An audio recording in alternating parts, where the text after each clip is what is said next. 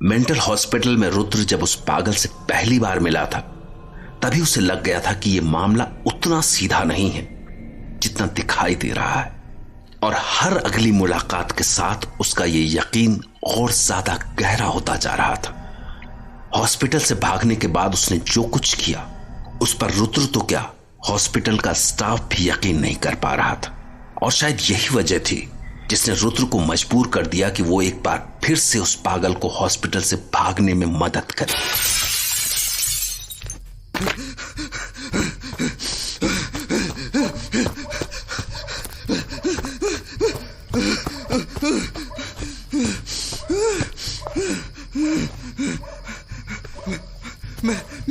मैं आ रहा हूं। मैं आ रहा हूं मेरे मालिक। मैं आ रहा हूं मालिक। मैं आ रहा हूं मालिक। सर, वो आ गया है। आपने सही कहा था। गुड, हम लोग यहीं रहेंगे, उसे अपना काम करने दो। मैं देखना चाहता हूं कि वो करना क्या चाहता है।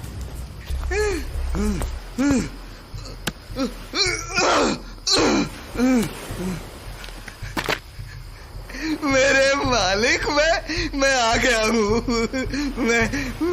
मैं मालिक, मैं आ गया हूँ। आपकी सेवा में आ गया हूँ। आपकी सेवा में आ गया। मुझे बताइए मेरे लिए क्या आदेश है मालिक। हुक्म कीजिए मालिक। ये तो फिर से अपने मालिक को आवाज दे रहा है। ये मालिक आखिर है कौन और ये कैसे बिहेव कर रहा है? लग तो ऐसा रहा है जैसे किसी नाटक में कोई रोल कर रहा हो।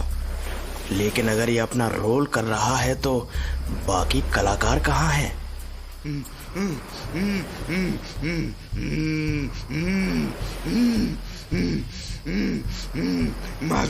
मालिक, अपने सेवक को आदेश दो।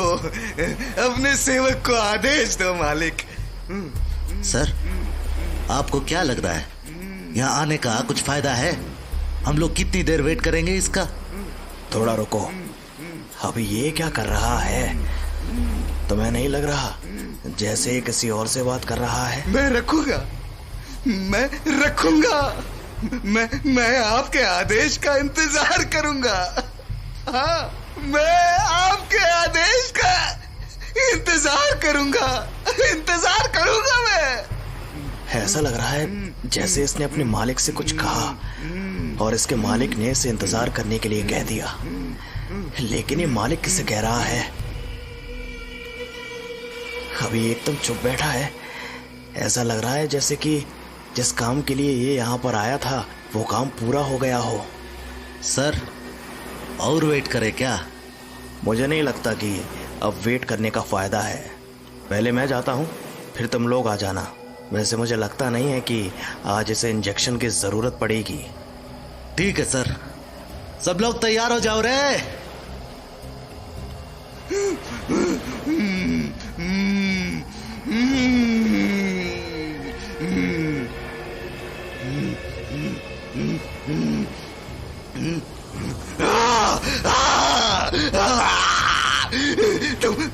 तुम फिर से आ गए। मैं तुम्हें ले जाने के लिए आया हूँ।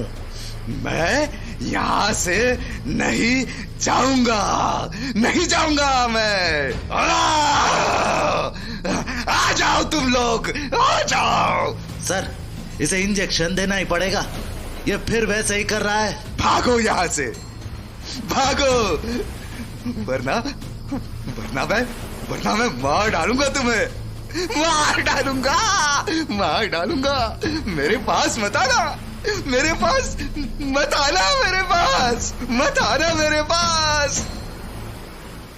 इसे क्या हुआ? एकदम से शांत कैसे हो गया?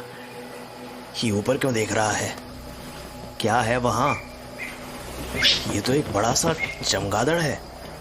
लेकिन चमगादड़ ऐसे नहीं उड़ते हैं, वो तो इधर उधर चक्कर लगाया करते हैं। और ये तो सीधे उड़ रहा है। कमाल की बात है।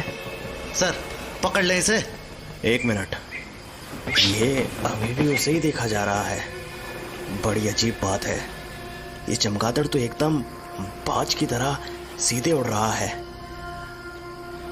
अब वो दिखना भी बंद हो गया है, लेकिन ये तो उधर ही देखा जा रहा है।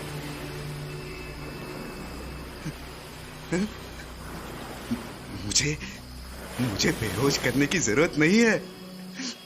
मैं तुम्हारे साथ ऐसे ही चल लूंगा। ये एकदम शांत कैसे हो गया? ठीक है, फिर चलो। रुद्र ये देखकर हैरान रह गया था कि अभी थोड़ी देर पहले वो जिस इंसान को पागलपन की सारी हदें पार करता हुआ देख चुका था, वो अगले ही पल एकदम शांत कैसे हो गया था। क्या ये बात उस चमगादड़ से जुड़ी हुई थी? वो पागल अपना मालिक किससे बता रहा था? किससे बात कर रहा था वो? ये सारे सवाल उसे लगातार उलझाते जा रहे थे और फिलहाल वो इस नतीजे पर पहुंचा था कि शायद इस मरीज की ऐसी हालत किसी गहरे सदमे की वजह से हुई होगी। वैसे रुद्र को अब उस पागल से थोड़ी हमदर्दी सी होने लगी थी। वहीं सबसे बहुत दूर सूरत में सौम्या रणविजय के साथ अपनी नई जिंदगी की शुरुआत कर चुकी थी। वो अपनी डायरी में इन्हीं लम्हों को दर्ज कर रही थी। 15th February 1980, the most important date in my life. वो दिन जब आखिरकार हमारी शादी हो ही गई। पता नहीं रणविजय के साथ क्या बीता है, लेकिन अब वो भी पुरानी बातों को भुलाकर एक नई शुरुआत कर चुका है। पर फिर भी वो चाहता है कि मैं उसकी डायरी पढूं, मगर मैं बिल्कुल नहीं जानना चाहती हूं कि उस डायरी में क्या लिखा है और क्यों लिखा है। मैं तो उस डायरी को जला देना चाहती थी, लेकिन उसने मुझे ऐसा करने से रोक लिया। वो चाहता है कि एक बार जब वो ठीक हो जाए तब अपनी डायरी को फिर से पढ़े। ऐसा करके शायद वो देखना चाहता है कि उसने अपने डर पर काबू पा लिया है या नहीं। मैं जानती हूँ इस वक्त वो अंदर से पूरी तरह से टूट चुका है। उसे अपने आप पर शक होता है। मेरी बस यही ख्वाहिश है कि रणविजय वापस अपना कॉन्फिडेंस गेन कर ले। वैसे कल रात उसे कोई बुरा सपना भी नहीं आया। शायद जल्द ही सब कुछ ठीक हो जाएगा।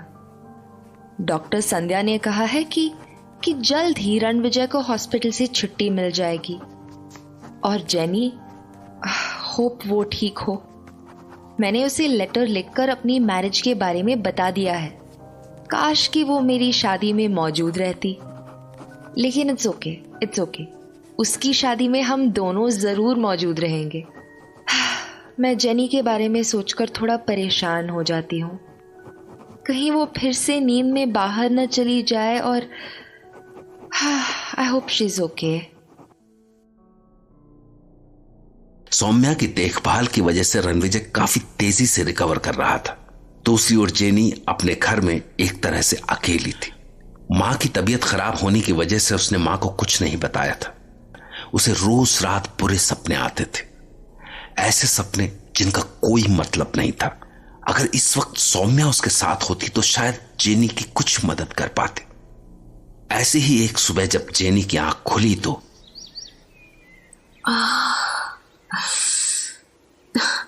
कितनी ठंड लग रही है। मैं कहाँ हूँ? खिड़की के पास, लेकिन कैसे? हाँ, सौम्या ने भी बताया था कि मैं रात को अक्सर खिड़की के पास आ जाया करती हूँ, लेकिन आज मुझे ठीक नहीं लग रहा है। पूरी बॉडी में जलन सी हो रही है। गले में भी कुछ चूस आ रहा है। ओह माय गॉड, मुझसे तो खड़ा भी नहीं हुआ जा रहा। बेड पर जाती हूँ। Oh Soumya, I really miss you. तू मेरी कितनी केयर करती थी। यार पता नहीं क्या हो रहा है। मेरी गर्दन के पीछे भी दर्द हो रहा है। ऐसा लग रहा है जैसे कुछ चुभ रहा हो। मुझे तो ढंग से सांस भी नहीं ली जा रही आज। टाइम क्या हो गया? 8 बज गए। रुद्र आने वाला होगा। Jenny, jenny, jenny. तुम टाइम के एकदम पंचुअल हो। मैं अभी घड़ी ही देख रही थी। जेनी, ये क्या हो गया तुम्हें? अभी 2 दिन पहले तो तुम एकदम ठीक थी। शायद मुझे ठंड लग गई है। तुम्हें पता है ना, I am a slip walker. मैं रात को नींद में चलकर खिड़की के पास पहुंच गई और फिर वहीं सो गई। लेकिन जेनी, तुम्हारे हाथ इधर दो। हो, तुम्हें तो फीवर है। तुम्हें डॉक्टर के पास ले जाना होगा। अब फीवर? नहीं, पर मुझे तो महसूस ही नहीं हो रहा। मुझे तो बस ऐसा लग रहा है जैसे चारों तरफ अंधेरा हो। क्या कह रही हो तुम? आंखें खोलो जेनी। जेनी। रुद्र, पता है, जब मैं आंखें बंद करती हूँ तो ऐसा लगता है जैसे अंधेरे में कोई काले रंग की चिड़िया मेरे चारों तरफ उड़ रही हो। काली चिड़िया? हाँ, काले रंग की चिड़िया। और फिर वो मुझे अपने साथ मुझे आसमान में ले जाती है। और फिर अचानक सब गायब। कैसी अजीब बातें कर रही हो? कौन सी चिड़िया दिखती है तुम्हें? कबूतर, बाज, कौन सी? नहीं, शायद वो एक चमगादड़ है। व्हाट? चमगादड़?